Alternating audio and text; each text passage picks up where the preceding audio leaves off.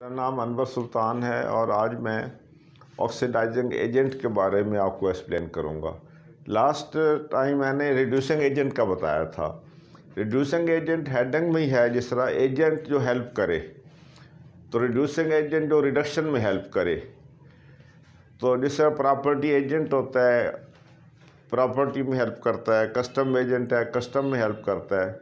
जो ऑक्सीडेशन में हेल्प करे उसे ऑक्सीडाइजिंग एजेंट कहते हैं। तो बेसिक डेफिनेशन तो इसकी ये है, विच हेल्प्स इन ऑक्सीडेशन। अच्छा, पहले मैं ये इक्वेशन आपको एक्सप्लेन कर दूं कि ZnO प्लस कार्बन, तो कार्बन CO को कंबाइन करके CO गैस बना देती है, कार्बन मोनोऑक्साइड, और जिंक अलग हो जाती है। तो ये डिस्प्लेसमेंट रिएक्शन भी कहलाता है टाइप्स ऑफ रिएक्शंस में। अच्छा, ऑक्सीडेशन नंबर निकालें जिंक का यहाँ पर, तो -2 ज़ीरो करने के लिए +2। तो अगर सिंगल है जिंक तो ज़ीरो है, तो ऑक्सीडेशन नंबर +2 से ज़ीरो में जा रहा है, तो इसकी रिडक्शन हो रही है। कार्बन यहाँ पर ज़ीरो है, सिंगल है। यहाँ पर कार्बन का ऑक्सीडेशन नंबर +2 है, क्योंकि ऑक्सीजन -2 ग्रुप में है। -2 + 2 टोटल ज़ीरो हो जाएगा। तो ज़ीरो से -2 अगर हो रहा है, ज़ीरो से +2, तो ये आपकी ऑक्सीडेशन है। ये एरो इस तरह से आएगा।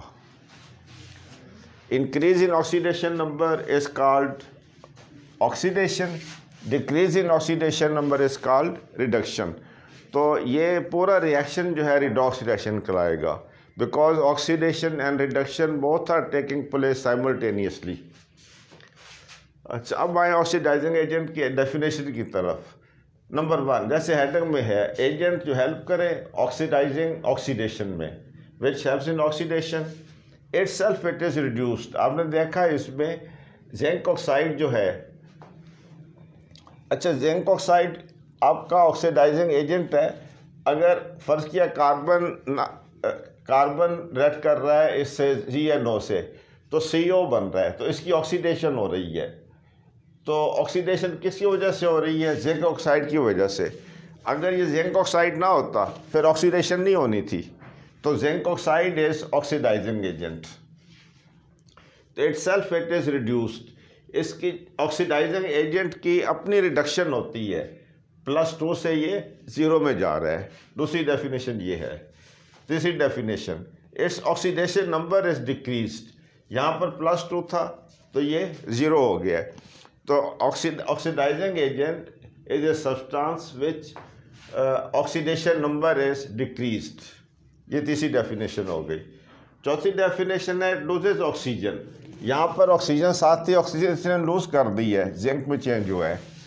तो oxidising agent is that substance which loses oxygen. पांचवी डेफिनेशन, इट गेन्स इलेक्ट्रॉन।